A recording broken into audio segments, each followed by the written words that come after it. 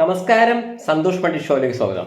ഇന്ന് നമ്മൾ ഡിസ്കസ് ചെയ്യുന്ന ഇപ്പോൾ തമിഴിലെ സൂപ്പർ താരം വിജയ് ഇപ്പോൾ ഒരു പുതിയൊരു പാർട്ടി രൂപീകരിക്കുകയും വളരെ വലിയ രീതിയിൽ അത് ലോഞ്ച് ചെയ്യുകയും ചെയ്തിട്ടുണ്ട്. അതായത് തമിഴ് വെട്രി കഴകം TVK എന്നൊരു പാർട്ടിയാണ് ഇദ്ദേഹം തുടങ്ങിയിരിക്കുന്നത്. ഇതിനു മുമ്പ് ഇപ്പോൾ വിശാൽ അല്ലെങ്കിൽ കമലഹാസനൊക്കെ പാർട്ടി തുടങ്ങി വളരെ വലിയ പരാജയമാവുകയും ചെയ്തു. ഇദ്ദേഹത്തിൻ്റെ പാർട്ടി പരാജയമാകുമോ? ഇങ്ങനെയുള്ള ഒരുപാട് ചർച്ചകൾ വരുന്നുണ്ട്. ഇതിലെ എല്ലാ ചോദ്യങ്ങൾക്കും കൃത്യമായ ഉത്തരവും അതോടൊപ്പം ഈ പാർട്ടിയുടെ ഭാവിയിൽ നിന്നുള്ള എൻ്റെ ഒരു നിരീക്ഷണമാണ് ഈ വീഡിയോയിൽ ഞാൻ ഉദ്ദേശിക്കുന്നത്.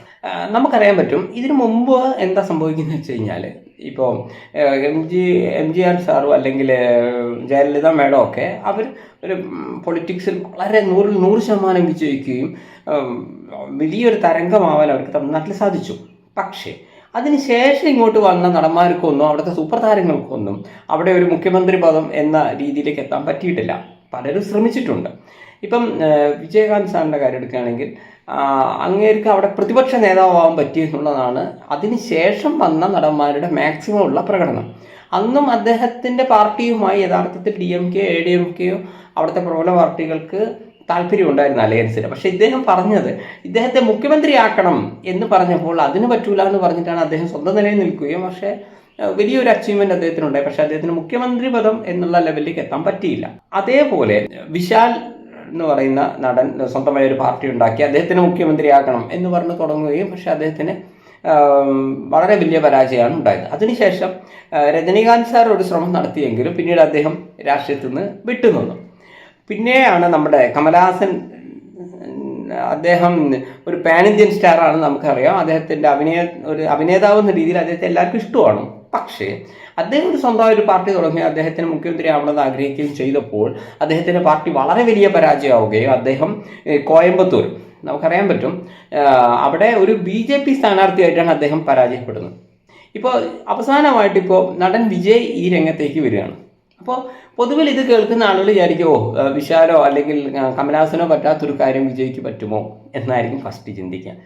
ഞാൻ പറയുന്നു അവർക്ക് പറ്റാത്ത കാര്യം വിജയ്ക്ക് പറ്റും. അതെങ്ങനെയാണെന്നുള്ളത് ഞാൻ പറയാം. മറ്റുള്ളവരെല്ലാം സ്ട്രെയിറ്റ് ആയിട്ട് വരികയായിരുന്നു. ഞങ്ങൾ ഒരു പാർട്ടി തുടങ്ങുന്നു, എനിക്ക് മുഖ്യമന്ത്രി ആവണം എന്ന് പറഞ്ഞുകൊണ്ട് വരികയാണ്. പക്ഷേ നടൻ വിജയ് ഇങ്ങനെയല്ല ചെയ്തത്. അദ്ദേഹത്തിൻ്റെ ഒരു ഫാൻസ് അസോസിയേഷനുണ്ട്. ഈ ഫാൻസ് അസോസിയേഷനിലൂടെ കഴിഞ്ഞ പഞ്ചായത്ത് തിരഞ്ഞെടുപ്പിൽ തമിഴ്നാട്ടിൽ ഈ പാർട്ടിയുടെ പേരൊന്നും പറയാതെ കെയർ ഓഫ് വിജയ് എന്ന രീതിയിൽ പല ആളുകളെയും നിർത്തിയിരുന്നു. അപ്പോൾ വിജയുടെ ഫാൻസ് അസോസിയേഷനാണ് വിജയ് മക്കൾ EM. ഇവരിലൂടെയാണ് ഇദ്ദേഹത്തിൻ്റെ ഒരു സാമ്പിൾ ഡോസ് നടത്തിയിരുന്നത്. ഈ പാർട്ടിയൊന്നും രൂപീകരിക്കപ്പെടാത്ത സമയത്ത് പോലും ഞങ്ങൾ വിജയുടെ ആളുകളാണ്, ഫാൻസുകാരാണ്, ഞങ്ങൾ ഭാവിയിൽ ഇങ്ങനെ ഒരു പാർട്ടി തുടങ്ങും, ഞങ്ങൾക്ക് വോട്ട് തരൂ എന്ന് പറഞ്ഞ് ജനങ്ങളെ സമീപിക്കുകയും 134 മെമ്പർമാരെ, നോർത്ത് പോയിന്റ് 134 മെമ്പർമാരെ പഞ്ചായത്ത് ഇലക്ഷനിൽ ജയിപ്പിക്കുകയും ചെയ്തു. ഇതിപ്പോൾ നമ്മളിവിടുത്തെ മീഡിയ ഒന്നും ഈ ന്യൂസ് അധികം കവർ ചെയ്യപ്പെട്ടിട്ടില്ല. അപ്പോൾ ഇതൊരു സാമ്പിൾ ഡോസ് ആയിരുന്നു. അദ്ദേഹം ആലോചിക്കുന്നത് അദ്ദേഹത്തിൻ്റെ പേര് പറഞ്ഞാൽ മാത്രം എത്ര പേര് അദ്ദേഹത്തിനെ വോട്ട് ചെയ്യും. അപ്പോൾ ഈ കിട്ടിയ ഒരു കോൺഫിഡൻസ് ഉണ്ട്. 114 മെമ്പർ എന്ന് പറയുന്നത് അത്ര ചെറുതല്ല. അപ്പോൾ അതിൽ നിന്നാണ് അദ്ദേഹം ഇപ്പോൾ ഒരു പാർട്ടിയിലേക്ക് വരുന്നത്. അപ്പോൾ അന്നത്തെ സ്വതന്ത്രരായി നിന്ന ഈ മെമ്പർമാരെല്ലാം ഒബ്വിയസ്ലി ഇദ്ദേഹത്തിൻ്റെ പാർട്ടിയിലേക്ക് വന്നു. ഇപ്പോൾ 234 മണ്ഡലങ്ങളിലേക്കുള്ള നിയമസഭാ ഇലക്ഷനാണ് വരുന്നത്. അപ്പോൾ ആ സമയത്ത് ഇങ്ങേർ കൃത്യമായി ഗ്രൗണ്ട് മനസ്സിലാക്കിയാണ് കളിക്കാൻ പോകുന്നത്. ഇത് ഇദ്ദേഹത്തിൻ്റെ ഈ അടുത്ത കാലത്ത് വന്ന മുൻഗാമികളൊന്നും ചെയ്യാത്തൊരു കാര്യമാണ്. ഇത് അദ്ദേഹം ചെയ്ത് കറക്റ്റ് ഒരു കാര്യമാണ്. അദ്ദേഹം ഇപ്പോൾ ലോക്സഭയിൽ നിന്നില്ല. ഇപ്പോൾ ലോക്സഭ നടന്നിരുന്നു, അദ്ദേഹം എന്തുകൊണ്ട് ലോക്സഭയിൽ നിന്നില്ല എന്ന് ചോദിച്ചാൽ അദ്ദേഹത്തിൻ്റെ പാർട്ടിയുടെ പേര് നോക്കി തന്നെ അറിയാം, തമിഴ് വെട്രി ഘടകമാണ്. അതുപോട്ടെ അദ്ദേഹം ഉദ്ദേശിക്കുന്നത് തമിഴ്നാട്ടിലെ ഭരണമാണ്. അദ്ദേഹത്തിന് ഓൾ ഇന്ത്യ എന്നുള്ള അദ്ദേഹം അധികം ചിന്തിക്കുന്നില്ല. അപ്പോൾ ലോക്സഭയിലെ ഒരു ഇലക്ഷൻ്റെ മനഃശാസ്ത്രം അദ്ദേഹം മനസ്സിലാക്കുന്നു. കാരണം അവിടെ BJP സർക്കാർ ഇപ്പോൾ 2 തവണ ഭരിച്ചു, 3-ാം തവണ വേണമെന്നായിരുന്നു കഴിഞ്ഞ ലോക്സഭയിൽ. അപ്പോൾ ആദ്യ ഒരു ചോദ്യം BJP തുടരണോ വേണ്ടേ എന്നുള്ളതായിരിക്കും. അങ്ങനെ വരുമ്പോൾ ബാക്കിയുള്ള ഇപ്പോൾ DMKയും അല്ലെങ്കിൽ കോൺഗ്രസും ബാക്കിയുള്ള ആളുകളെല്ലാവരും കൂടി ചേർന്ന് ഇന്ത്യ അലയൻസ് ഉണ്ടാക്കിയിട്ടുണ്ടല്ലോ. അപ്പോൾ ഈ ഇന്ത്യ അലയൻസിനോട് യോജിക്കണോ അല്ലെങ്കിൽ BJP വേണോ എന്നുള്ളൊരു ചോദ്യമാണ് അവിടെ വരിക. അവിടെ വിജയുടെ ഒരു പാർട്ടിക്ക് ഒരു പ്രസക്തി അവിടെ ഇല്ല, കാര്യമായിട്ടില്ല. അപ്പം അതുകൊണ്ടാണ് അദ്ദേഹം ആ ലോക്സഭയിൽ നിൽക്കാതിരുന്നത്. കാരണം അവിടുത്തെ ചോദ്യം BJP വേണമെന്നുള്ളതാണ്. അപ്പോൾ BJP വേണ്ട എന്ന് പറയുന്നവർ മുഴുവൻ ഇന്ത്യ അലയൻസിലേക്ക് പോകും എന്ന് അദ്ദേഹം കാൽക്കുലേറ്റ് ചെയ്തു. അപ്പോൾ അവിടെ ഇയാളും കൂടെ വന്നിട്ട് കാര്യമില്ല. മറിച്ച് നിയമസഭ അങ്ങനെയല്ല. കാരണം ഈ ജയലളിത മേഡത്തിൻ്റെ മരണത്തിന് ശേഷം ADMK ഫുള്ള് തമ്മിലടിയും പാരവെപ്പും എനിക്ക് മുഖ്യമന്ത്രിയാണോ മറ്റവന് മുഖ്യമന്ത്രിയാണെന്നാണ് ജഗബൊക്കെയായിട്ട് നിൽക്കുകയാണ്. അപ്പോൾ ഇതൊരു അവസരമാണ്. അതായത് ADMKയുടെ വോട്ടുകൾ ഇദ്ദേഹത്തിന് കിട്ടും, ഇദ്ദേഹത്തിൻ്റെ ചിന്തയാണ്. രണ്ടാമതെന്ന് വെച്ചാൽ ഇപ്പോൾ ഭരണവിരുദ്ധ തരംഗത്തിൽ DMKയുമായിട്ട് തന്നെ പല ആശയപരമായിട്ടോ അല്ലെങ്കിൽ പല രീതിയിലും തെറ്റി നിൽക്കുന്ന ആളുകൾക്ക് ആർക്ക് വോട്ട് ചെയ്യണമെന്നുള്ള കൺഫ്യൂഷൻ വരും.